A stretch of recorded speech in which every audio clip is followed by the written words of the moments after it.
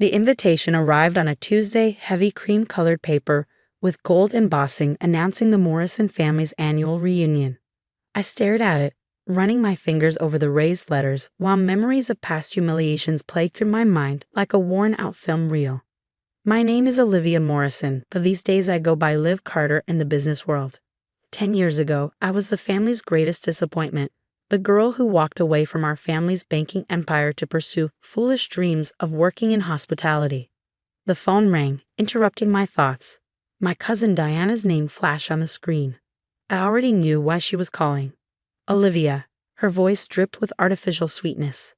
I assume you received the invitation. I did. Well, darling, I'm calling to let you know that perhaps it's best if you skip this year's reunion.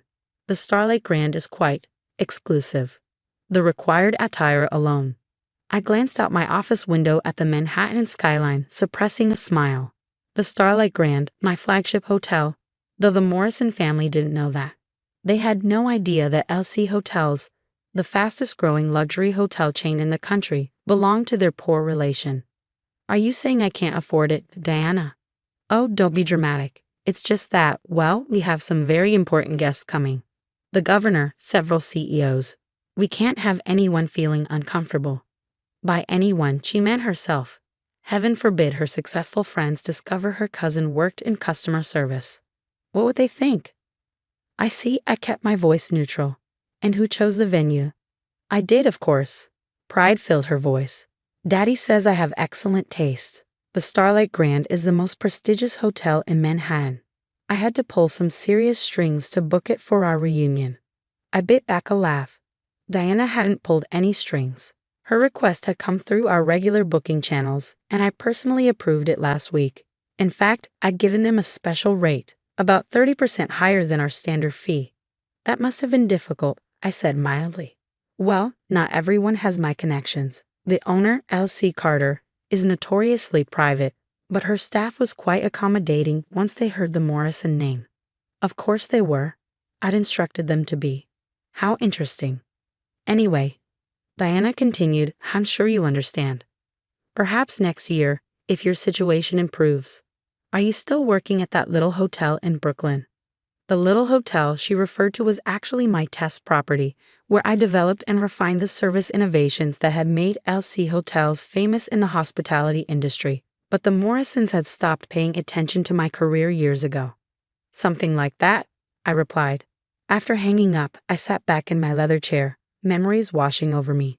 10 years ago, I'd been fresh out of Cornell's hotel administration program, eager to learn the business from the ground up. My family had been horrified. A hotel clerk. My father had roared. No daughter of mine will wear a name tag and carry luggage. But I'd stuck to my plan, working every position from housekeeper to front desk manager. I learned every aspect of the business, identifying problems and innovating solutions. Within 3 years, I'd opened my first property under the LC Hotels banner. Now, at 32, I owned 17 luxury hotels across 3 continents. The Starlight Grand, my Manhattan flagship, had revolutionized the industry with its blend of classic luxury and cutting-edge technology. The same family that had once mocked my career choice now considered it the height of prestige to hold their reunion there. My phone buzzed, a text from my assistant, Marcus. The Morrison family reunion contract needs your final signature. Shall I bring it up?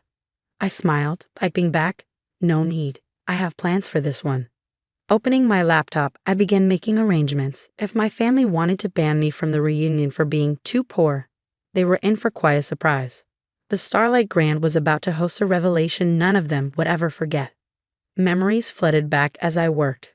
Every snide comment, every dismissive glance, every family gathering where I was seated at the far end of the table, away from the successful relatives.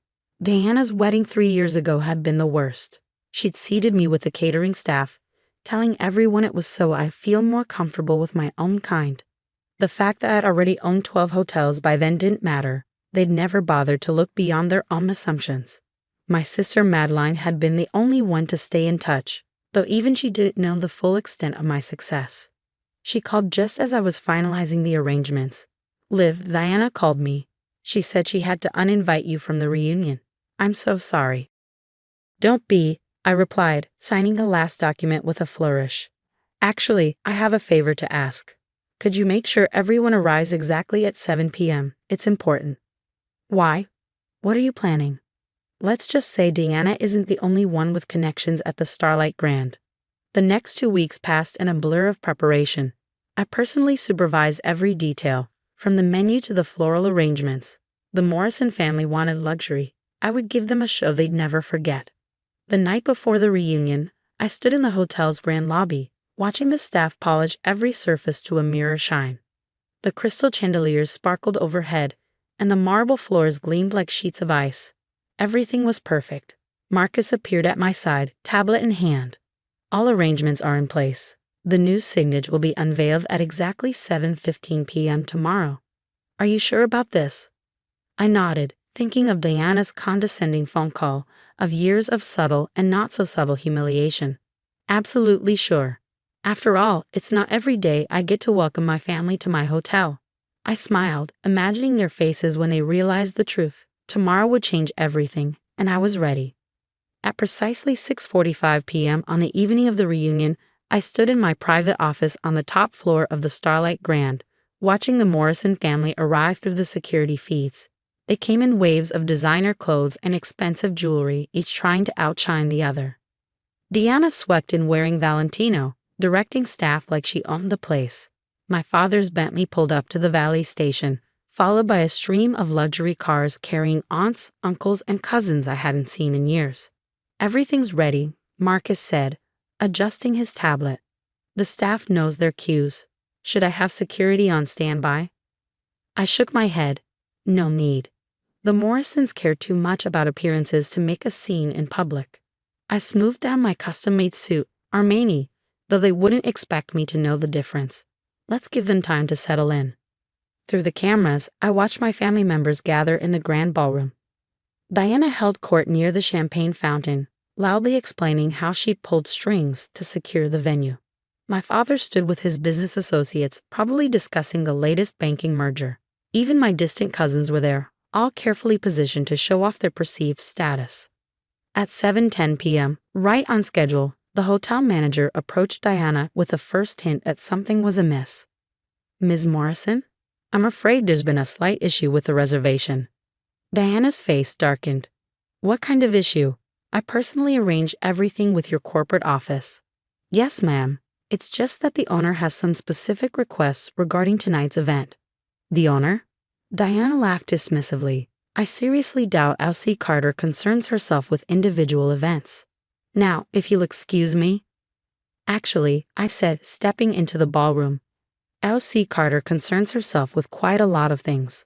The silence that fell over the room was absolute.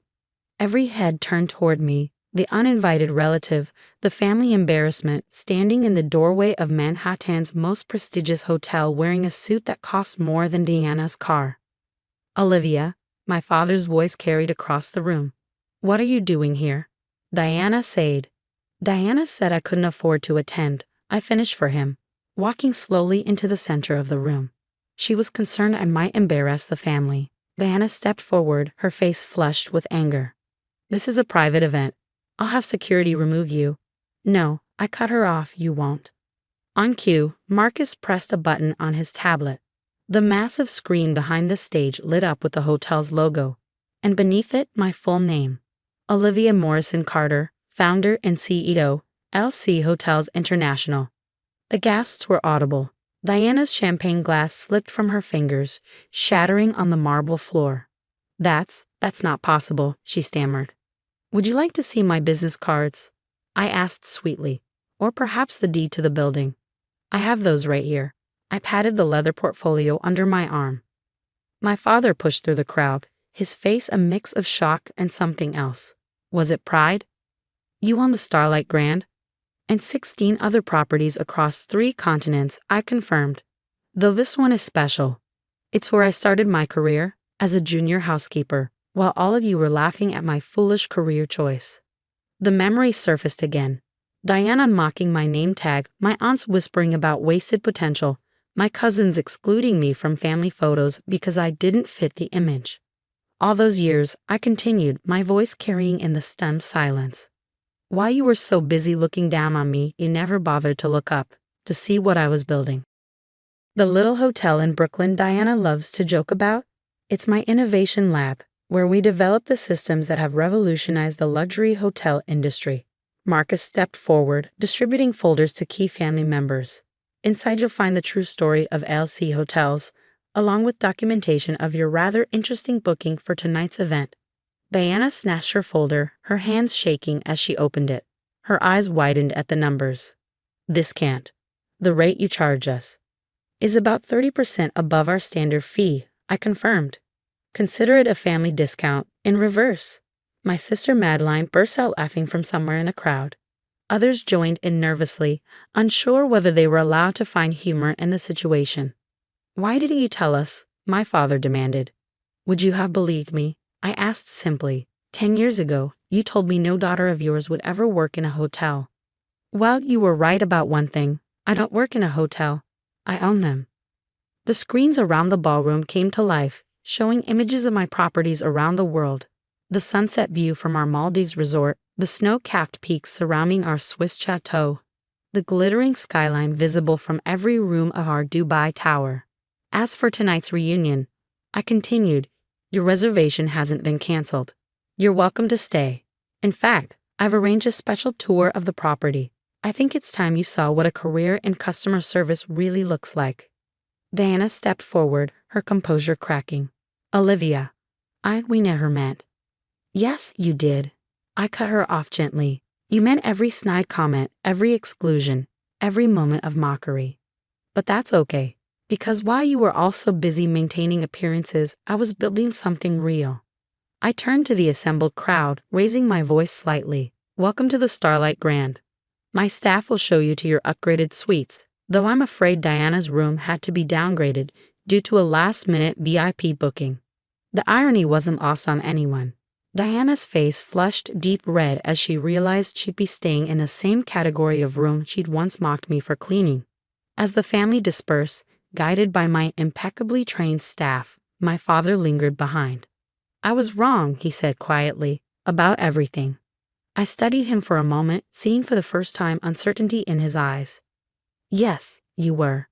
But would you like to know the best part about owning 17 hotels, Dad?